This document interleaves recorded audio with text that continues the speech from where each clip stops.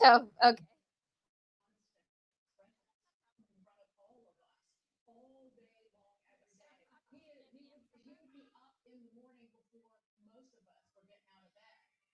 He would be tweeting at 6 a.m., at 6:30. Hey. And so to now have this back Hey. this afternoon, I looked. Hey, and I thought, what's the YouTube TV email and password? Yes, I can hear you. Sounds good.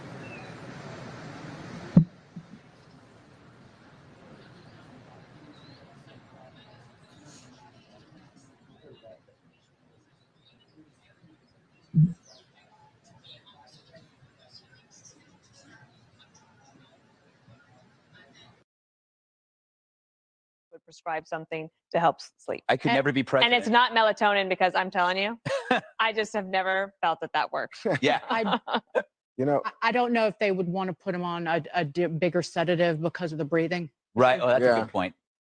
Yeah. All right. So now we have the White House shot up with Marine One as we await the president to walk across the lawn. Perhaps give us a thumbs up. Do we know anything take about Melania? questions. Has anybody have any?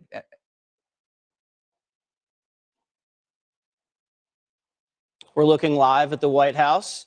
Marine One is there waiting to take the President of the United States to Walter Reed Medical Center. He's been diagnosed with the coronavirus, and he will be undergoing testing for several days there. And he's been administered an experimental cocktail, and he is fatigued, slight fever. And the First Lady has also been infected with COVID-19. She remains at the White House residence where she is resting. Let's bring in Brett Baer.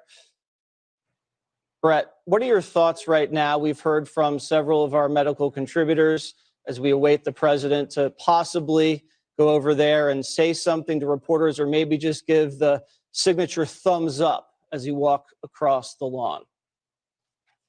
Yeah, well, let's just set the scene here, Jesse. Marine One there is on the south lawn of the White House. If you look at you can see behind the tail there, the reporters and photographers gathered there by the steps. This is, you remember, the place where the president delivered the speech for the Republican National Convention on this very lawn. To the left is the Rose Garden, and it would be to the left side of the screen, the Oval Office. The residence, obviously, straight up above. The president will be walking out here. We don't know if he'll talk to reporters or not, but this is a moment for America, because it was a surprise overnight when that positive test came in. It is a different time when the commander-in-chief of our country is facing a serious illness. We're told it's mild symptoms so far, but the fact that he's going to Walter Reed National Military Medical Center for several days is a serious thing. And obviously the thoughts and prayers of everyone is with the First family. It also, Jesse, affects where we are in this nation as we get ready for a national election just about a month away. And obviously all of this factors in, but the biggest concern now is for the president and the First Lady. Yeah, let's bring in Martha McCallum. Martha, Brett mentioned the political ramifications of this. Obviously, the president is not going to be doing any sort of political activity, no rallies for at least 2 weeks as he quarantines. And we have a debate in about 15 days.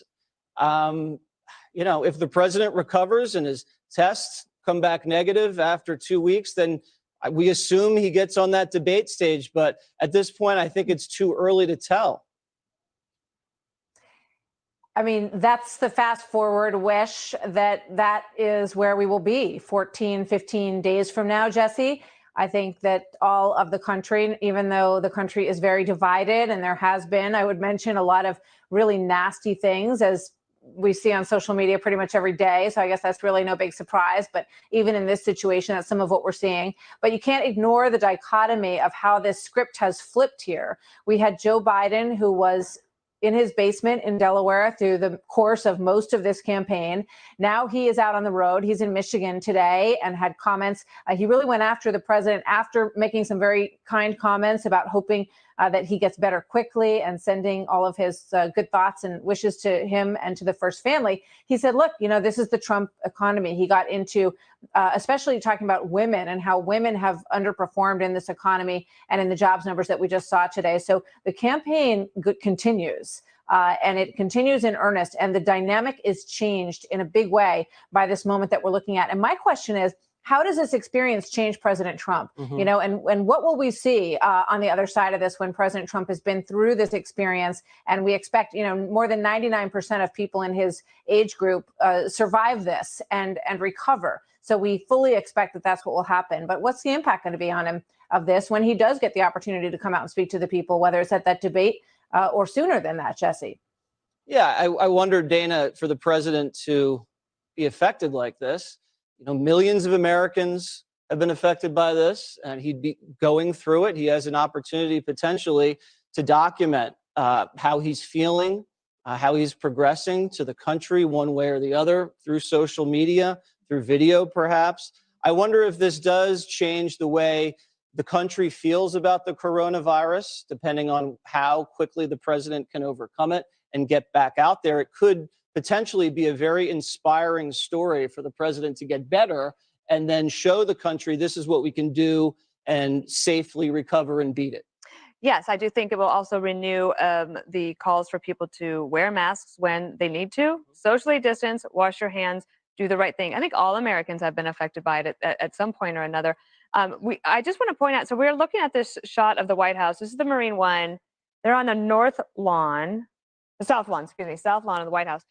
But you're used to seeing a different shot. And that's why I'm wondering if we will not actually see the president, because the way the shot is right now, and maybe John Roberts can tell us if I'm wrong, and maybe they have the pool set up.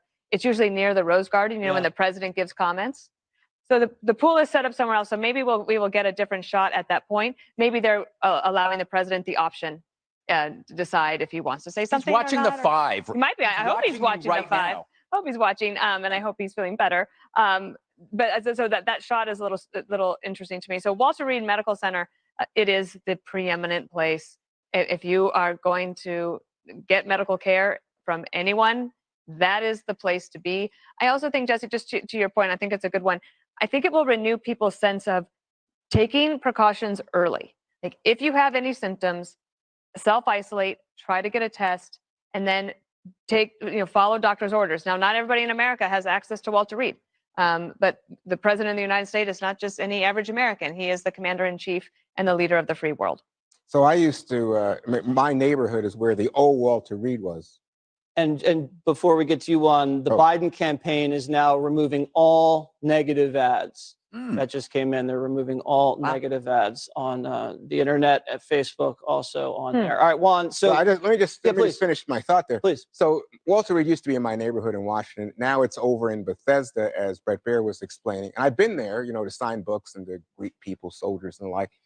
But I recently was right across at the National Institute for Health, NIH. And I got to tell you, that is just an amazing. It looks like something out of a different world in terms of the medical facility possibility that exists there. The other thing to say is the last time the president was at Walter Reed became a mystery. We don't know why he was there, and it's never been disclosed why he was there. And there's been all kinds of gossip and conspiracy, but we don't know. And that's part of the thing about this president is he's been very private about his medical history, medical records, and the like. And what's different about this moment is that now there's going to have to be a degree of openness, that you can't just brush this off. As you rightly said, the president has COVID and he's being taken to a hospital.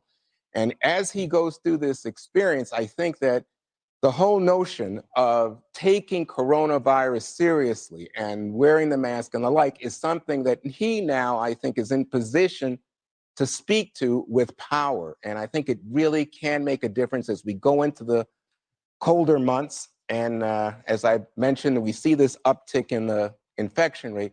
It's just an important opportunity for him as a role model. It is 5:50 on the East Coast. I'm Joe Seals here at the RSPN studio. We have been listening to Fox News Channel's audio as we watch the scene of Marine One on the lawn of the White House, getting ready to transfer President Trump to Walter Reed Medical Center out of an abundance of caution. I wanted to break in here while Juan Williams was talking, so you didn't have to listen to him.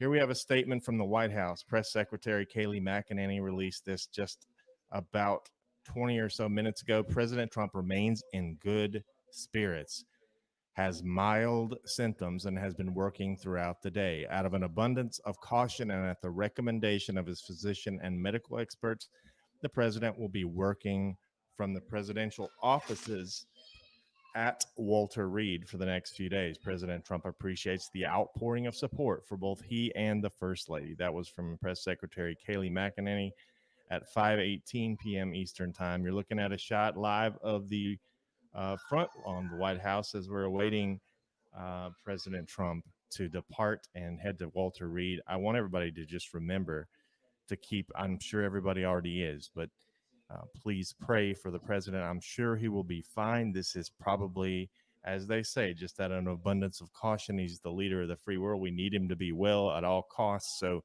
they're probably just going to take him there. They can probably continue to observe his conditions and be really, just not take any chances.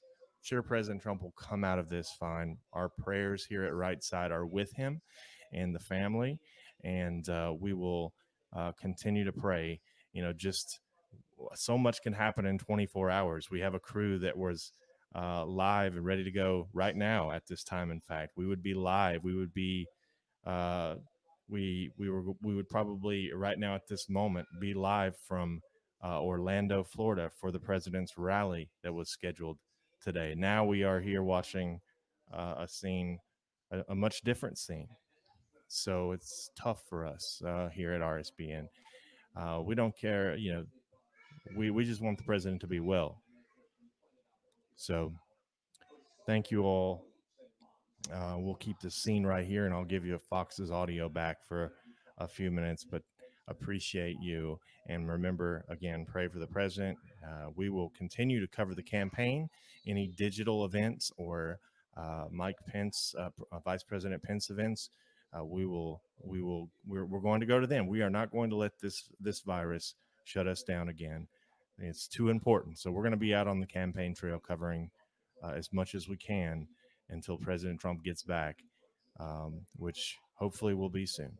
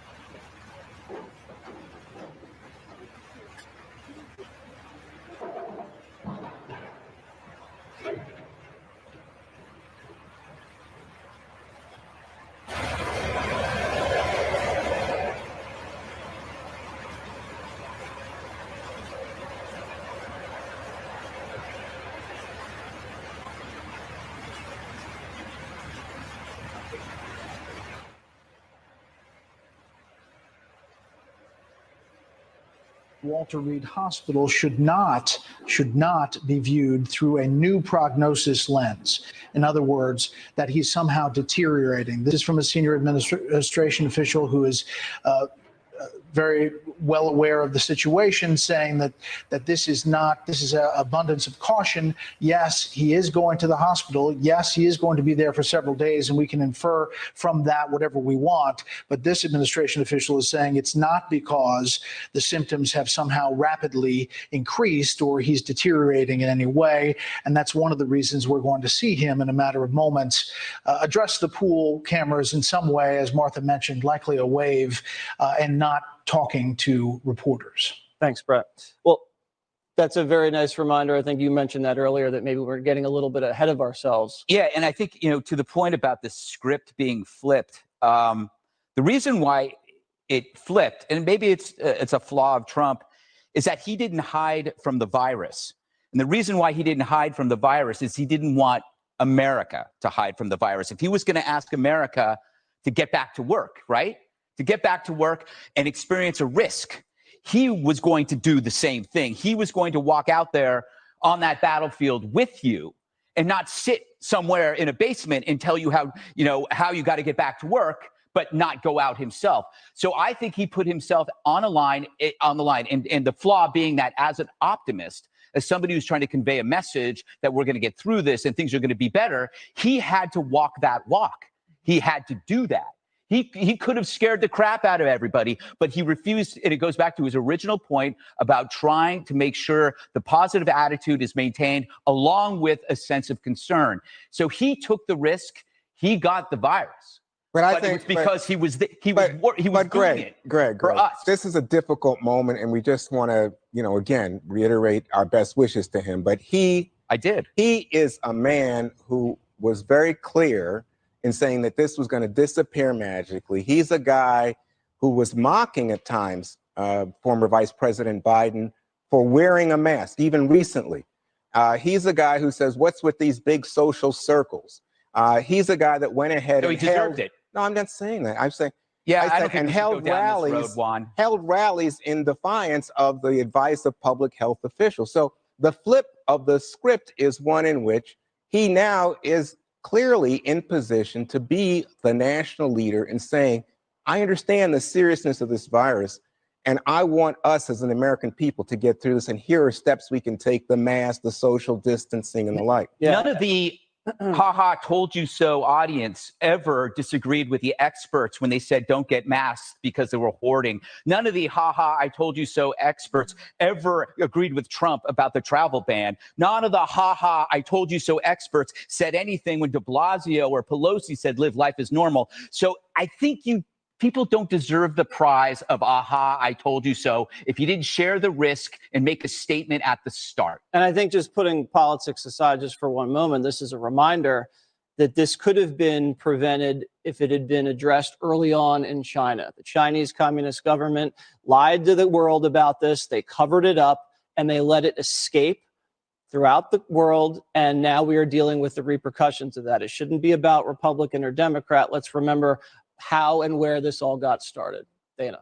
So we have the Marine One there to take the president up to Walter Reed Medical Center. It's not a long helicopter ride. It can be a very long car ride because of traffic and also disruption to the city, which I think the Trumps have been very respectful of the people in the city and not trying to make their commutes even more difficult in these times. It is a historic moment. And you have to go way back in history to see, when this would have occurred. And I don't know if it's ever occurred this close to an election, but I do think it's good that the Biden team took down all the negative ads. They said that they had made this decision even before this announcement about the Walter Reed trip had been decided. And I do agree with Juan that this is going to change how the president digests the coronavirus pandemic here in this country, how he expresses his feelings about it. And in a way, it kind of forges a stronger bond with the American people over the virus. He's experiencing it. He will communicate how he's experiencing it. And we hope he recovers. He recovers quickly, and he can lead the country out of the pandemic. Again, we're watching Marine One, awaiting the president to walk out from the residence where he'll be examined at medical read after testing positive for coronavirus. Let's go to Brett Baer. Special report starts now. Thank you. Good evening. Welcome to Washington. I'm Brett Baer. Breaking tonight, you're looking live at the South Lawn of the White House. An October surprise, the likes of which America has never seen, especially in an election year. President Trump and First Lady Melania Trump are in quarantine tonight after testing positive for the coronavirus. The president will work from Walter Reed Medical Center for the next few days. His upcoming events are being postponed or changed to virtual. There is no word on how this might affect the remaining debates officially. But what comes next? The president is moving to Walter Reed. Our chief White House correspondent, John Roberts, begins our coverage of this most extraordinary development in an extraordinary few days. Good evening, John. Yeah, it's just another one of those pictures that you never thought that you would ever see. Marine One sitting on the South Lawn of the White House, waiting to transport the president to Walter Reed National Military Medical Center because the president has been diagnosed with coronavirus. We're told that this is being done out of an abundance of caution. The president is at the age of 74 and slightly overweight, in a high-risk group for coronavirus disease. So the president's physicians want to make sure that he has the best care available immediately to him, would need to be transported from the White House up to a hospital facility, that he would merely be down the hall. So he will work out of the suite of presidential offices at Walter Reed for at least the weekend, if not longer. President Trump today taken to Walter Reed National Military Medical Center, where he will work for the next few days after he and the First Lady tested positive for coronavirus.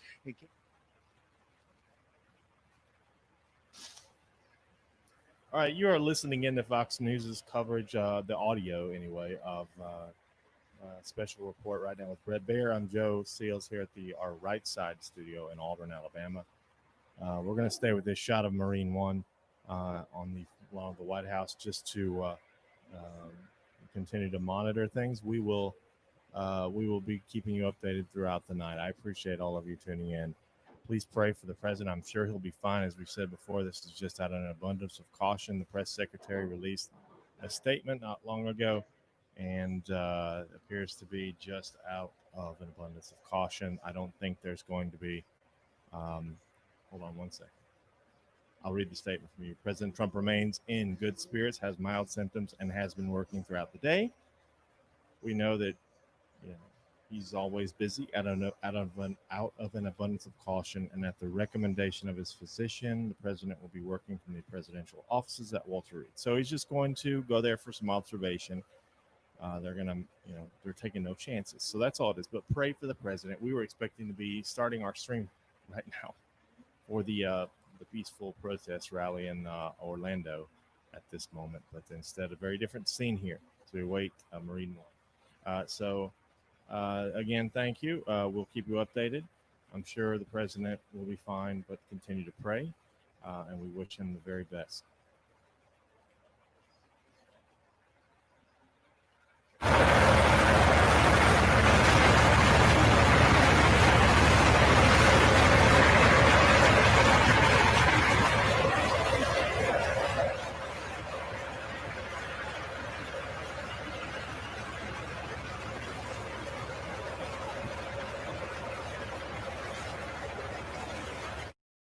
Exactly assessed that it was safe for the president, even though he knew he had exposure, to travel to New Jersey. White House operations made the assessment it was safe for the president in consultation with others. Contact tracing has so far turned up no positives in the president's immediate orbit. The vice president and Karen Pence, Barron and Ivanka Trump, Jared Kushner, Mark Meadows, Kayleigh McEnany, Mike Pompeo, and Steven Mnuchin all testing negative today. The one press office staffer tested positive from what is believed to be an unrelated transmission. With just 32 days until the election, the Trump campaign is on a temporary hold. Events in Florida tonight and Wisconsin tomorrow canceled. In a statement, campaign manager Bill Stepien saying all previously announced campaign events involving the president's participation are in the process of being moved to virtual events or are being temporarily postponed. Vice President Mike Pence, who has tested negative for COVID-19, plans on resuming his scheduled campaign events. Unclear tonight is what will happen with the next presidential debate. It is scheduled for 2 weeks Thursday on October the 15th. It is possible that if the president gets aggressive treatment at Walter Reed and tests negative 3 times before then, that he could be out of isolation. Time to make it to that debate in Miami. Brett? John, let's just paint a picture here real quick. You are on the north lawn. We are looking live at an image of Marine One on the south lawn. It's where the president delivered the Republican National Convention final speech that Thursday night, just outside of the Rose Garden. And we don't think, is this right, that he is going to speak to reporters? We don't have any indication that the president will stop. Don't forget, he is infected with coronavirus. And while he could stand 10 or 12 feet away, he might not want to stop and talk for fear of infecting someone else. He may also not feel up to it either. Just a note for you about that shot that you're looking at. That's a shot that we normally don't see. That would be from a local live truck, probably parked on Constitution Avenue, shooting back against the south lawn. Just in front of the tail of the helicopter is assembled the White House press pool. That's the photographers and cameramen who will be getting pictures of the president as he exits the south portico there. Again, it is possible that the president could stop to talk for just a second, tell us how he's feeling. Wouldn't blame him if he doesn't. But you remember that iconic photograph from the Reagan administration of Ronald Reagan and Nancy Reagan in the door of Marine One waving as he was being whisked off to Walter Reed Army Medical Center, as it was known at the time, for colon cancer surgery. So it's likely that we'll see a scene similar to that today. All right, John Roberts live on the north lawn of the White House. John, thanks. Let's bring in Dr. Manny Alvarez. He's Fox News senior health analyst. Doctor, thanks for being here.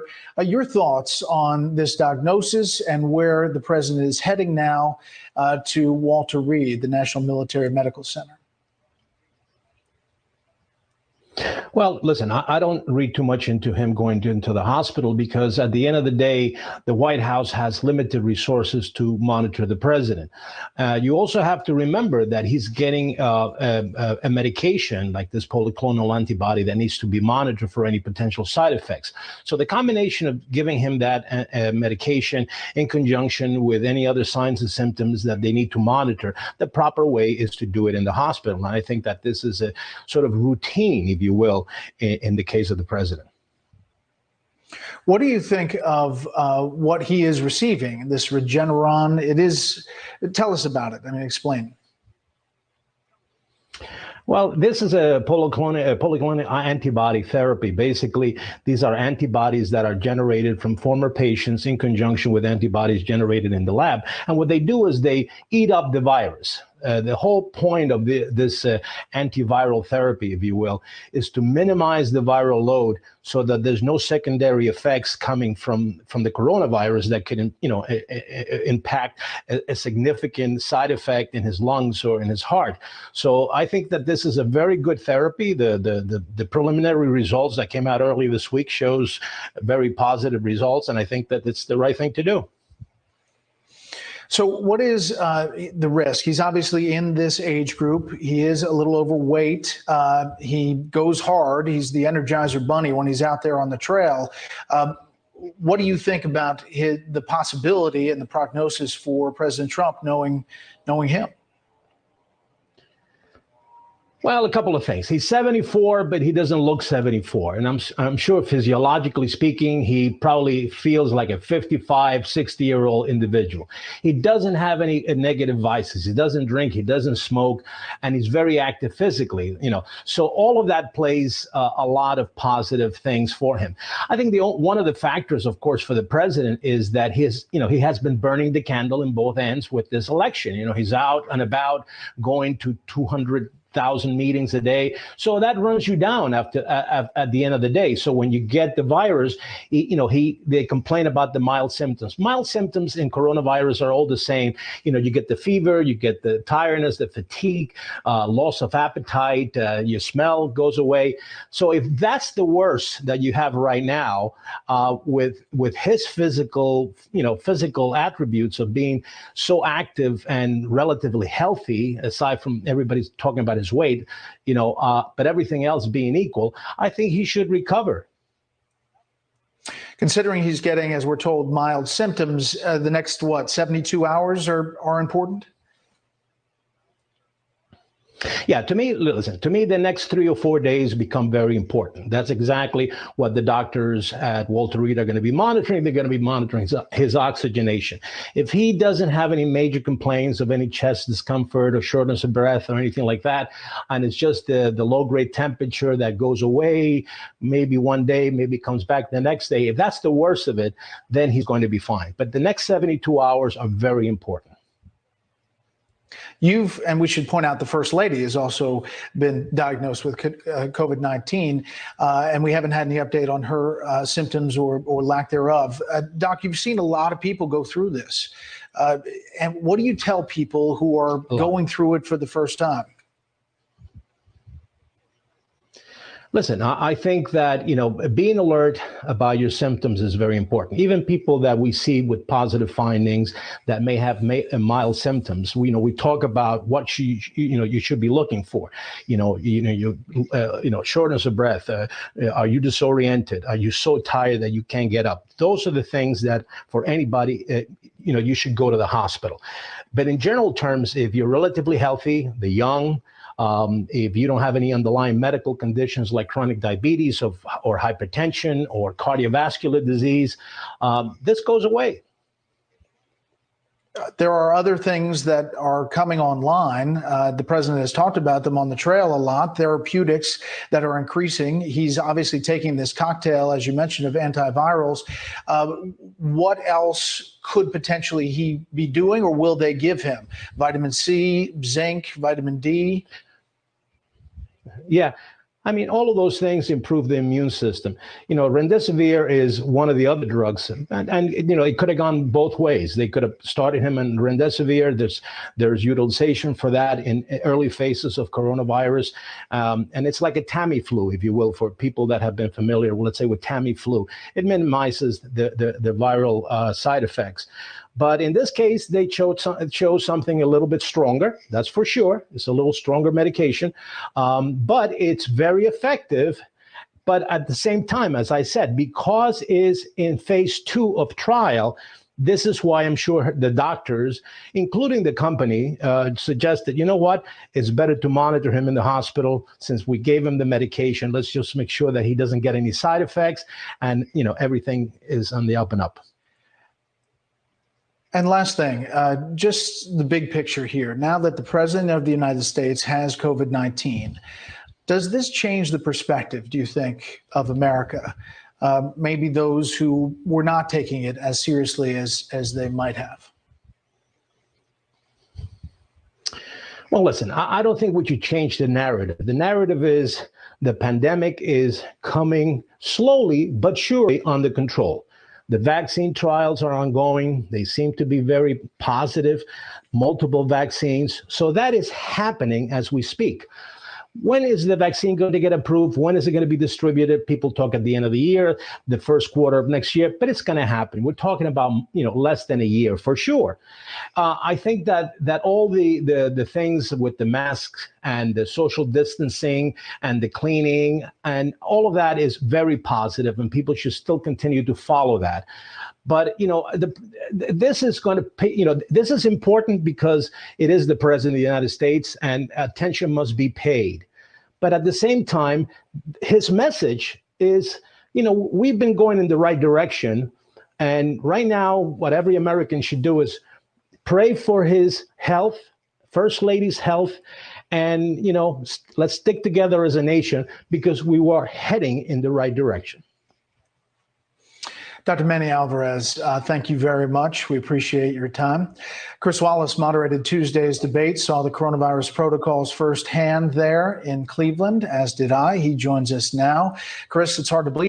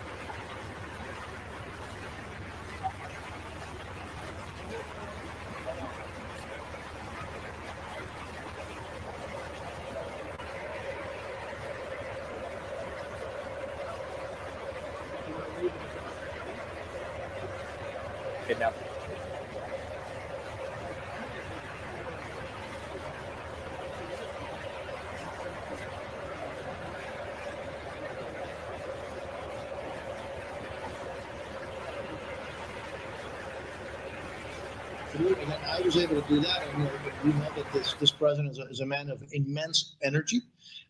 So it wouldn't surprise me if he just kept working. I was able to do that, and hopefully his symptoms will be less than mine. Congressman, having had the coronavirus, did that change your perspective at all on this novel virus that we're dealing with? Well, especially, I think, to your point, Lindsay, has it changed it like legislatively? Like, do you think, hey, we need more PPE, the government needs to do more? But as a legislator, has it changed how you view it? Look, I just, this government, the U.S. government, and with the leadership of the president, has done, frankly, I think more than could possibly have been imagined. This is the largest scientific mobilization since the Apollo program. And it's worked. And so it is a horrific virus. It is highly contagious, obviously, at least in some instances. But I just don't know. I wish Nancy Pelosi, Speaker Pelosi, would be willing to negotiate with the administration in good faith, because we could get another bill in very short order. Other than that, and other than the fact that the Speaker was the one holding back has been holding this back from day one, the government has done quite a bit. And again, the largest mobilization since Apollo, Operation Warp Speed, I think history will record that it has been, frankly, an amazing operation involving not only the federal government, the state government, local governments, but also the private sector. History will record this as one of the finest moments of the country. Now, having said that, the tragedy is also horrific, the loss of life. But I think that the U.S. government has done an amazing job. Are there mistakes that were made? Of course, particular by some governors, obviously. Right. Well, Chris, thank you. We were just told, and we saw some activity there on the South Lawn, that the president has walked out. He was wearing a mask. We did not see that live. Again, this camera is from across the street looking towards the South Lawn. We are told he waved or made some gesture. He was wearing a mask on the way to Marine One, and this will be what's called a pooled turnaround of this tape that will be played out for us, and you'll see that right here on Fox News Channel. You can see some of the flash bulbs on the left side of your screen, and that's the photographers and reporters gathered here. Chris, thank you. Let's bring in our panel. Charles Hurt, opinion editor for the Washington Times, Mara Liasson, national political correspondent of National Public Radio, and Steve Hayes, editor of The Dispatch. Mara, we're getting Marine One about ready to take off now. The president and the first lady on board, heading to Walter Reed National Military Medical Center. He will spend several days there, we're told, out of what the White House is calling an abundance of caution. He will work from the Walter Reed offices there. There are a suite of offices, and he will obviously be monitored for COVID-19. Your thoughts?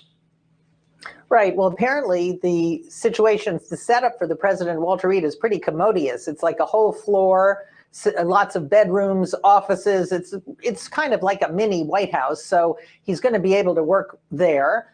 But I think there's going to be tremendous interest in what exactly are his symptoms, how he's feeling. And there's going to be a lot of pressure on him to actually speak to either reporters or address the nation. I mean, this is a big deal. And, he's going to need to, at some point, reassure the country that he's okay. Steve, there's a lot of animus all over social media. It's a divided country. But in moments like this, praying for and wishing good thoughts for the first family of the United States, the commander-in-chief of our country, is a pretty good thing to do.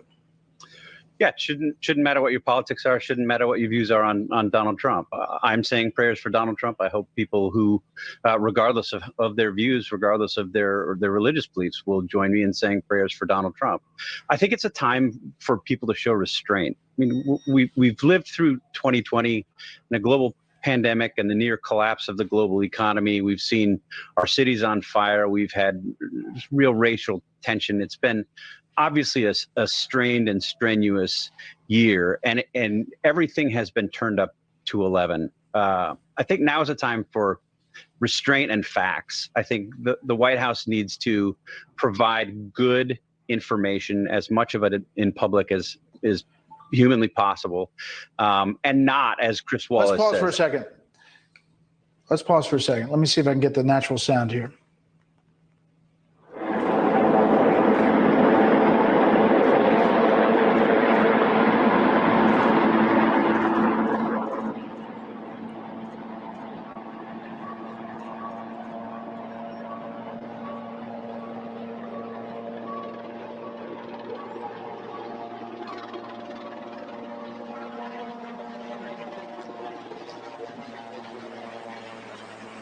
President Trump and First Lady Melania Trump traveling via Marine One from the South Lawn of the White House, now heading to Walter Reed National Military Medical Center. It's a short trip over to Bethesda, where he will be on the ground. Steve, go ahead, finish your thought. I wanted to take that live. Yeah, sure. My point was pretty simple. I think the White House has an obligation to provide as much information, truthful information as possible, but reporters have an operation to be restrained as well. I mean, it's important that we ask tough questions, that we probe for as much information and detail as we can possibly get, but I think it's worth taking a step back and not allowing sort of on-air speculation and kind of irresponsible claims.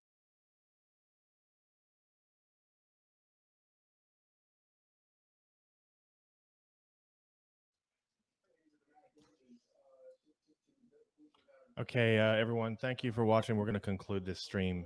We just wanted to bring this to you. We appreciate your support of us, and we want you to. We all pray for the president tonight, and keep him in your prayers. As we, the whole team here at RSBN, is praying around the clock. I can tell you that. Hopefully, we'll be back out on the campaign trail soon with President Trump, but we'll be back soon. We'll be following the vice president and have some other stuff for you coming up soon. We're not going to let this shut us down again. God bless. See you soon.